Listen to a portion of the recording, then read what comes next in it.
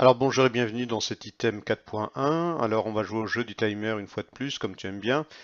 Donc question, à quelles conditions deux molécules sont-elles des isomères?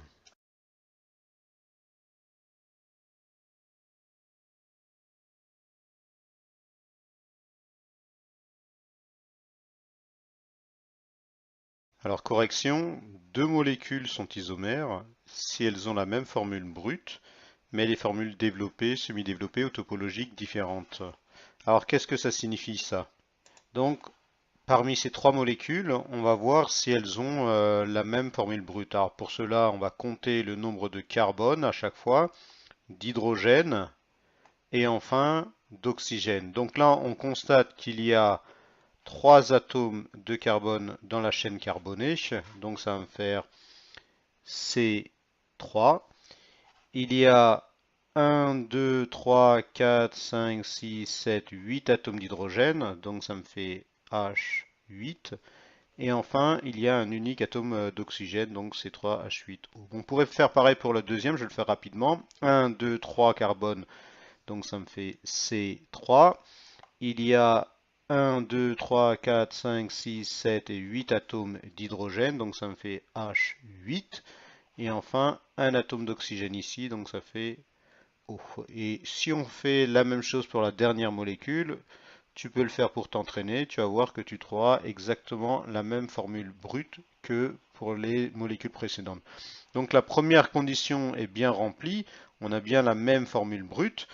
Alors, mais par contre, les formules semi-développées sont différentes. Par exemple, on voit bien que le groupe hydroxyle ici qui définit la fonction alcool est en bout de chaîne carbonée. Ici, le groupe hydroxyle est au milieu de la chaîne carbonée. Donc déjà, on constate que ces deux-là sont isomères puisque elles ont un agencement qui est différent.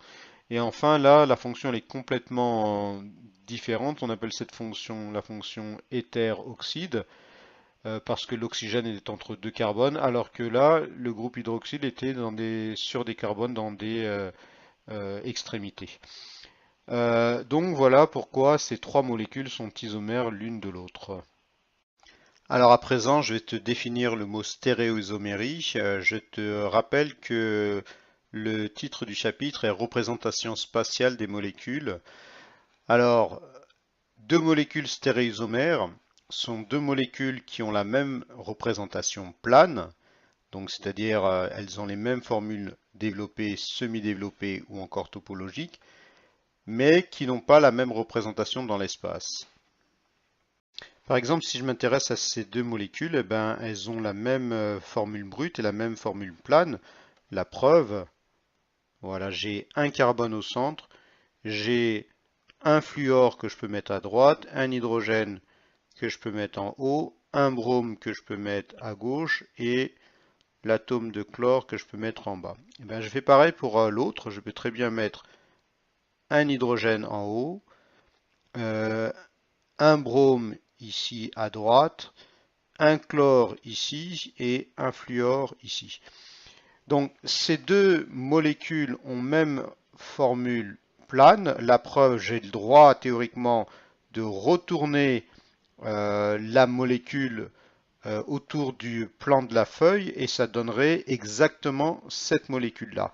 C'est-à-dire que le fluor qui est à gauche passerait à droite, le brome qui est à droite passerait à gauche, donc j'aurais exactement la même chose si j'avais dessiné cela sur une feuille et j'avais retourné la feuille. Donc elles ont bien la même formule plane, donc ici c'est une formule développée. Par contre, dans l'espace, comment on passe de l'une à l'autre? En fait, là, il y a un miroir et on a fait en fait l'image de la première molécule, par exemple, celle qui est à gauche, par le biais de cette transformation dans un miroir et on obtiendrait cette molécule. Alors c'est très simple à faire, hein. Le fluor qui est l'atome le plus proche du miroir, tu vois que on le retrouve ici. Il y a également son image, elle doit être la plus proche, hein.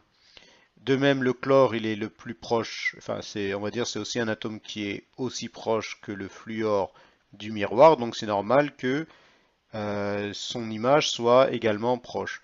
Le brome qui est tout à gauche, eh ben, on va le retrouver tout à droite, etc., etc. Donc, je répète que cette molécule est image de la première à travers un miroir.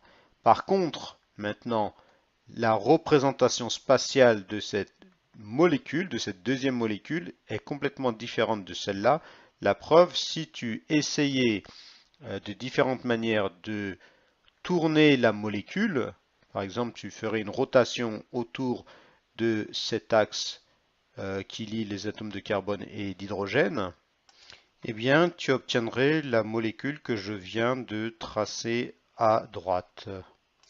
Et tu vois bien que cette molécule-là n'est pas du tout la même que celle-là, parce que si tu essayais de les superposer, c'est-à-dire de superposer celle-là, qui n'est rien d'autre que celle-là, avec celle-là, tu vois bien que ça clocherait au niveau du fluor. Le fluor, là, il est derrière le plan de la feuille, on l'a vu en classe de première S, alors que là, il est devant le plan de la feuille. Donc tu vois, ces deux molécules-là, ces deux qui se trouvent dans les extrémités, sont deux molécules qui ne se superposent pas, donc elles ne sont pas identiques, et donc elles sont complètement différentes, malgré qu'elles aient les mêmes formules brutes et planes. Donc ce sont des stéréoisomères. Ainsi soit-il. Alors naturellement, une erreur au bac, c'est de ne pas connaître ces deux définitions.